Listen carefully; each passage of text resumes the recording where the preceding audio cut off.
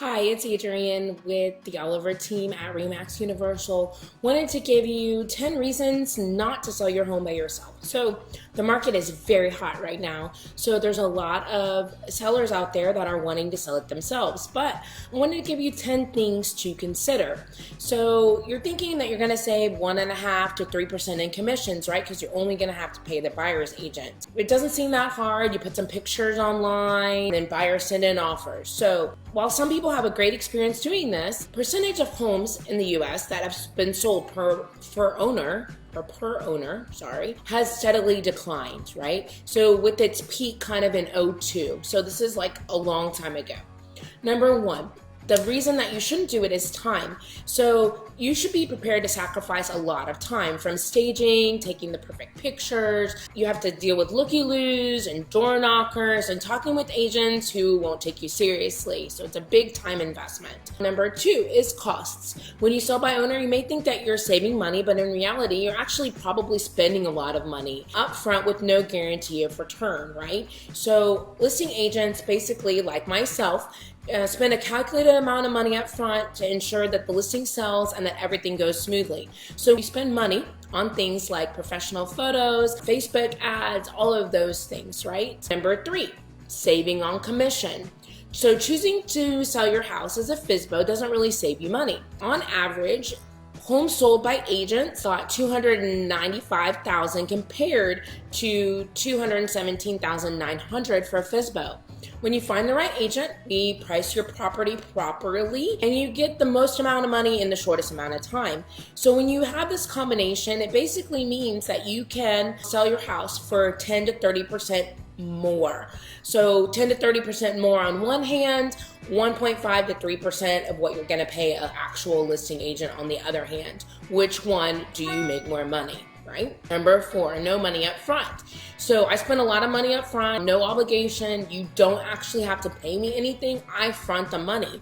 So that's one of the greatest things I feel like about using a listing agent is there's extremely low risk and low cost to doing so. Number five, perception. So there's a perception out there that FSBO sellers are not serious about selling their properties. They want some far-fetched price for some crazy amount of money, and they're not taking the real estate community seriously because they don't value this multi-million-dollar industry, right? Marketing. You might be ready to post your home on Facebook and Craigslist and a few times, and you don't have the selling tool on MLS, right? A multiple listing service can be accessed by licensed real estate agents, and Realtor.com, Zillow, RE/MAX, all of those things go automatically from MLS.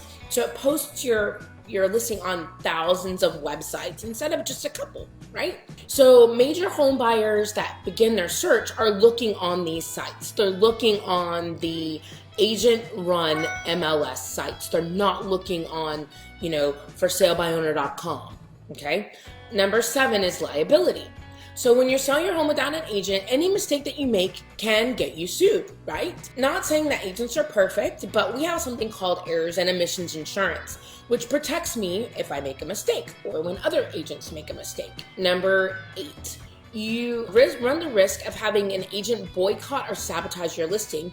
So if you decide to sell your home yourself, you're telling other agents that you don't understand the value of their industry. Agents often see FSBO sellers as easy marks to negotiate against and get the upper hand. I always say it's kind of like getting a divorce without a divorce attorney when the other party has an attorney, right? So basically what you're telling that agent is that you don't understand the industry and they are going to take full advantage of you in doing so.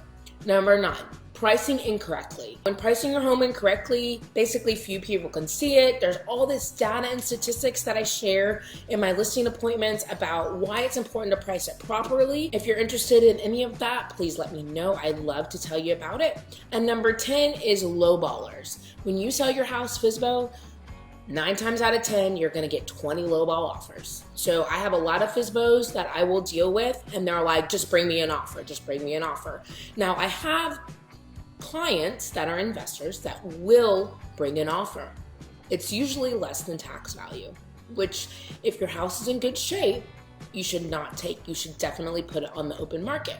So I hope you've learned some things about why selling your house yourself might not be the best idea for you and your family. If you have any questions about buying, selling, anything related to real estate, I would love to be your resource. And my name is Adrienne, and I'm with the Oliver team. Thank you, and make it a great day.